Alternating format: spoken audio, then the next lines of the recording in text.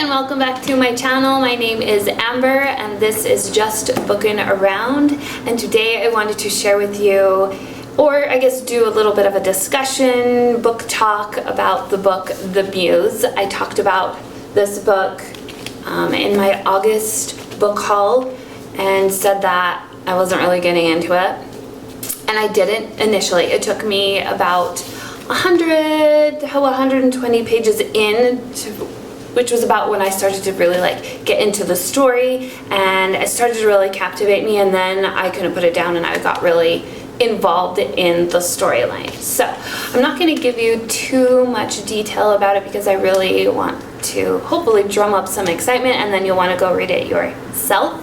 So to start off and lead off the discussion and the synopsis about the book, this takes place, it's kind of interesting, it's two time periods. So the book will flip from present tense and then it'll go to a past tense story. So you've got a set of characters in the present time, and then all of a sudden you got a whole other set of characters that go back into another time period, and so eventually everybody blends together at the end, and you kind of see how all of those characters and pieces all get put together at the end. So that's why you start to get more involved in the story about 100 pages in, because you start to be like, okay, how is this tying into this, and you start to guess, and who is this person, and it's really exciting. So the first half of the book starts out in London, and this is, I took some notes because seriously there are so many people that I don't want to mix anybody up or leave somebody out. So it's in London, 1967, and this is how the story starts out initially. And in this story you've got Odell, who is main character. She is from the Caribbean, from Trinidad, and she has moved to London, and she wants to kind of make her way in the career world. She wants to just be independent and make her own money. She is a writer, and so she gets hired on to work at this art museum in London. It's a very prestigious art museum. It's called the Skelton Art Museum, and she is hired by Marjorie Quick. She also has a best friend named Synth. She kind of pops in and out. She's not a huge main character, but it is somebody that's important to her in her life. And then you have, and I don't know how to pronounce it, it's Lowry, her boyfriend. She meets him right at the beginning of the book, and they start to develop a romance.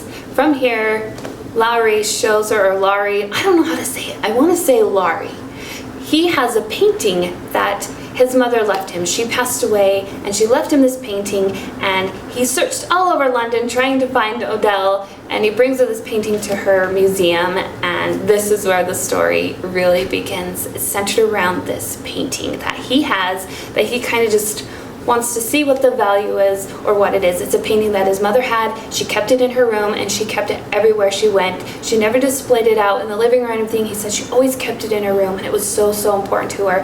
And he said he's, as far as he can remember, since he was a little tiny boy, she's always had this painting, and she gifted it to him when she passed away. So that's how that story takes place. Now we jump over to Spain in 1936. This is at the height of the Spanish Civil War. So this story now over here has totally different characters. You've got two Spanish characters. You've got Isaac and Teresa Robles, and then you've got the Schloss family, and that's Olive, who's the daughter, she's a teenager. You've got Sarah, her mother, who is an English heiress, and then you've got Harold, who is a Viennese art dealer, and they have traveled to Spain and are living there, and then they meet up with Isaac and Teresa, and they kind of get into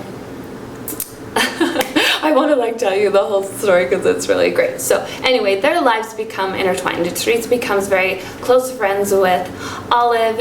Olive develops a very fast and quick crush on Isaac, who is a little bit older than her. Isaac is very involved in kind of the movement of the Civil War taking place. And the Civil War is about democracy and fascism, really, if you just break it down into simple terms. This is an actual civil war that happened. The story isn't true, but the situation in Spain, the Spanish Civil War, lasted a couple of years. That actually really did happen. So you've kind of got that true time setting. So then the story flips over to present tense with Odell and what's going on with her. So now you have these two time periods, two separate characters, and so when you first start reading it, it's really setting the scene and the plots, and I think that's why it was a little bit difficult to get into, because they're kind of laying out this whole storyline, and then they switch over to 1936 in Spain, and they're kind of laying out all of these characters and all these people. So about 100 pages in, you start to see how things are starting to mesh, and who is this person, and there's some mysteries going on with Marjorie Quick and Odell, and they develop a close relationship, and she's starting to wonder how Marjorie ties in with this painting that Laurie brought in, and what is kind of going on with her. She's very private and secluded, and she doesn't open up to people, but she seems to really want to open up to Odell, and she kind of takes her under her wing. And then you've got on this other side the story with Olive and Isaac and their romance, and then his passion with the Civil War, and he's so focused on it. And then there's painting. Isaac is a painter, Olive is a painter. Her dad doesn't know she's a painter, and so she's keeping it a secret. She hides it up in her attic, and she paints these beautiful paintings. And Isaac's also a painter, but he isn't even close to the level that Olive is at.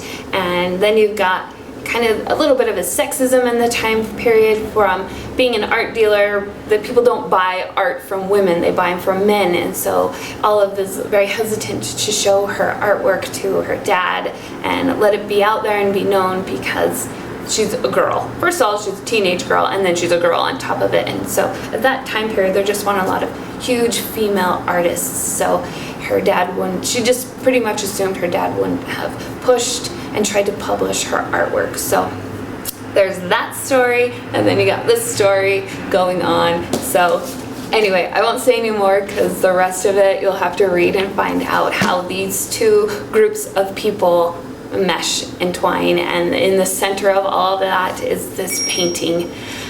So anyway, I hope you guys will read it. It is called The Muse by Jessie Burton, and I thoroughly enjoyed reading it. I'd probably give it a 4 to 5 stars, just because it was so slow at the beginning. If I wouldn't have really pushed through, I don't know if I would have completed reading it. So I just give it a 4 to 5 just because of that. Otherwise, it was a really great read, and I hope you read it. And if you have read it, what did you think?